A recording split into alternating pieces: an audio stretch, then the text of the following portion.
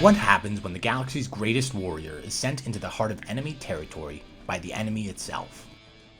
In our last video, we followed the Master Chief as he destroyed Installation 04, simultaneously giving humanity a glimpse of hope and the cosmic horror that was the Flood.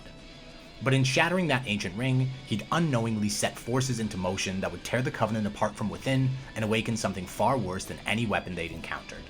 In this video, we'll explore John's journey through Halo 2 as the Covenant brings the fight to Earth. The Covenant's holy war has come home, and in the chaos of betrayal and ancient evil stirring, unlikely alliances will form while impossible choices await. This is Halo 2, where everything changes and foes become friends and where the true enemy reveals itself at last. After Installation 04's destruction, there was no rest.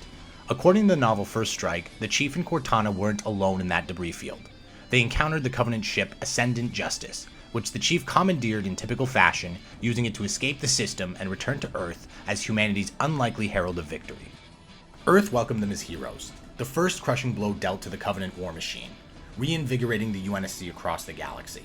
What they didn't realize was how that single destroyed ring would shatter an empire built upon lies. October 20th, 2552, Cairo Station hovered above the Earth's atmosphere as one of 3 orbital platforms standing between humanity and the loss of their homeworld. In its ceremonial hall, Fleet Admiral Hood prepared to honor the heroes of Installation 04.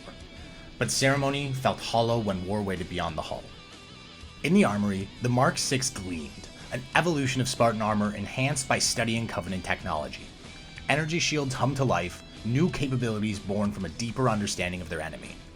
This might actually keep you alive, Cortana noted with satisfaction. But before the ceremony was over, proximity alarms screamed through the station. Covenant signatures blazed across displays, but something was wrong. Too small for an invasion, too precise to be an accident. The Covenant presence was far smaller than what they would have expected for a planetary assault. The ceremony quickly dissolved into plasma fire and chaos.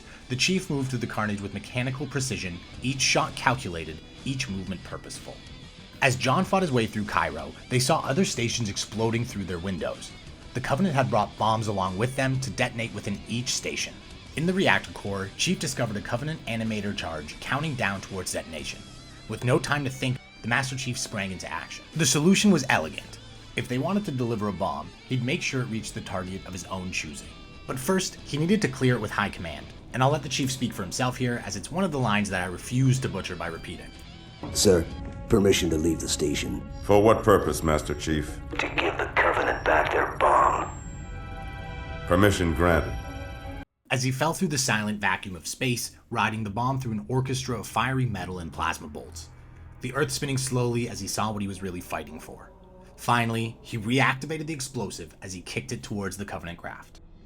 The detonation turned the massive vessel into expanding plasma and debris.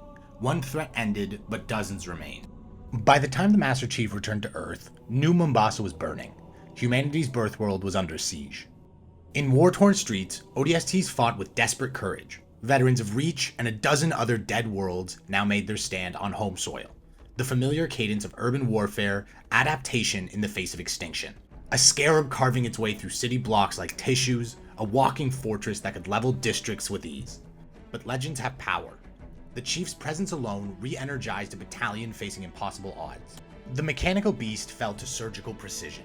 Charges placed with expert care, the explosion lit New Mombasa's skyline like a second sun. Then came the shimmer. The Covenant carrier above the city began charging its split-space drive, a desperate, nearly suicidal maneuver so close to a gravity well. But Regret was panicking. He'd come seeking an empty Forerunner world with his small fleet. He was expecting minimal resistance, so he didn't even bother to notify or bring the rest of Covenant High Command. Instead, he'd found Earth, humanity's home, the Master Chief waiting, and the full rage of the UNSC behind him. During the battle, Regret's forces were able to uncover the coordinates they were looking for from the Forerunner artifact on Earth. Then, in a flash, reality tore open, the shockwave ripped across the skyline. The Covenant were fleeing to their newly found Forerunner coordinates. The Amber-clad, helmed by Miranda Keyes, had only moments to decide and chose to follow Regret's ship through the portal with the Master Chief on board. In a flash, they vanished. The void between stars opened, and humanity's greatest warrior found himself deep in enemy territory once again, with no way back. As they emerged from slipspace, impossibility surrounded them. Another ring, pristine, ancient, perfect, hung in space like a golden crown. There are others, Cortana whispered. The terrifying realization that if multiple Halos existed, the threat was far beyond imagination. Their new mission was clear: find and eliminate the Prophet of Regret before he could activate this new weapon. Drop pods pierced the ring's atmosphere like meteors, carrying Earth's finest warriors into another world of mysteries. At the temple's heart, surrounded by impossible architecture, they found their target. Regret hovered above ancient consoles, communing with Forerunner systems he barely understood. Each step forward cost plasma fire and blood. Elite honor guards painted deadly arcs with their energy swords through sacred air, but nothing was going to stand in front of the Master Chief.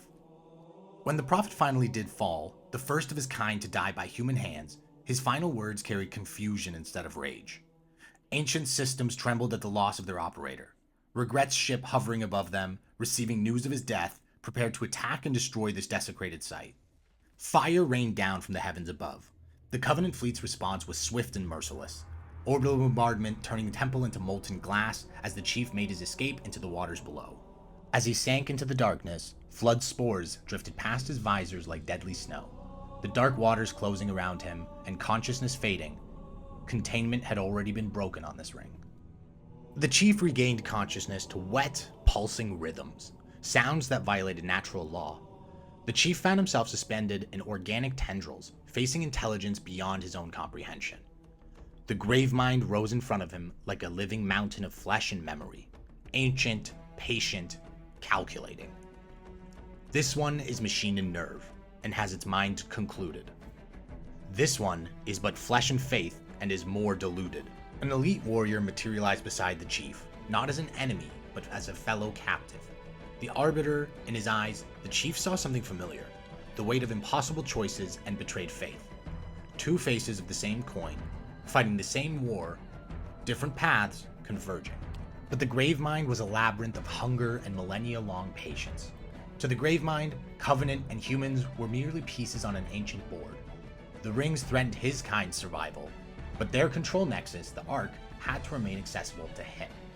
Gravemind had two generational warriors at his disposal, both believing they were aligned with the same goal of destroying Halo. The Gravemind put his ultimate plan into motion, to not only stop the Halos firing, but to free himself from this prison and unleash the Flood across the galaxy. The Gravemind used Halo systems to teleport the two soldiers to their new targets. The Arbiter would halt Delta Halo's premature firing. The Chief would pursue truth to hide charity. Each believed their mission served their own cause, neither seeing the strings being gently tugged by the Gravemind. Light erupted as the Chief found himself hurtling towards space towards the heart of the Covenant civilization. The Chief materialized in High Charity, the Covenant's holy city, but Paradise was already tearing itself apart. Through corridors once filled with pilgrims, civil war was raging. Elite plasma rifles against brute weapons. The Great Schism had begun, faith crumbling alongside politics.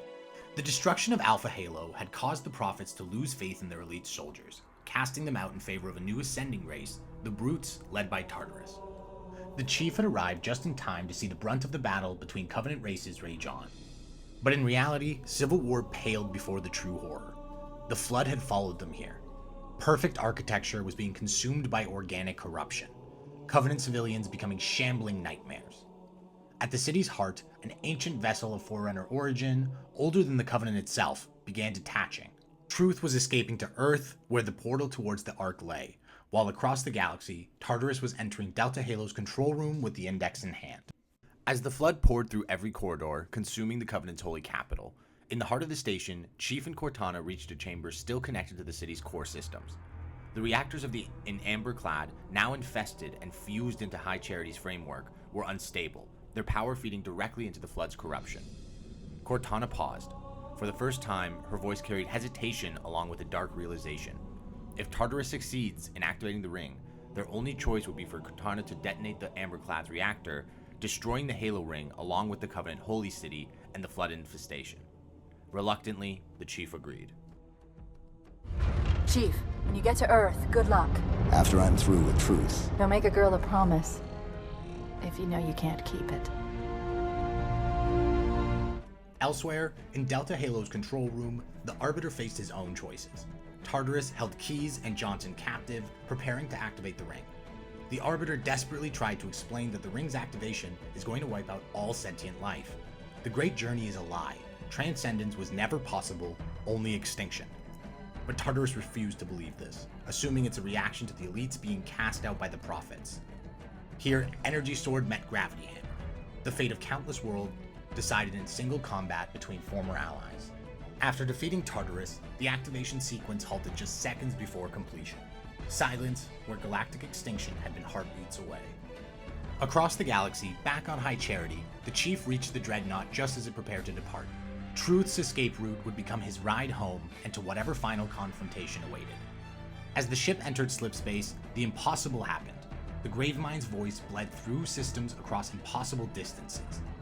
Do not be afraid, I am peace. I am salvation.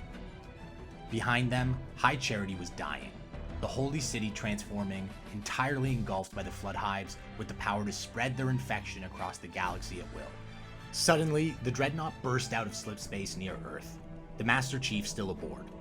Admiral Hood's voice booms across the radio in arguably the greatest cliffhanger in video game, if not media history. The build-up, the sheer badassery behind the line delivery from Steve Downes, which again, I won't butcher by repeating. This is Spartan 117.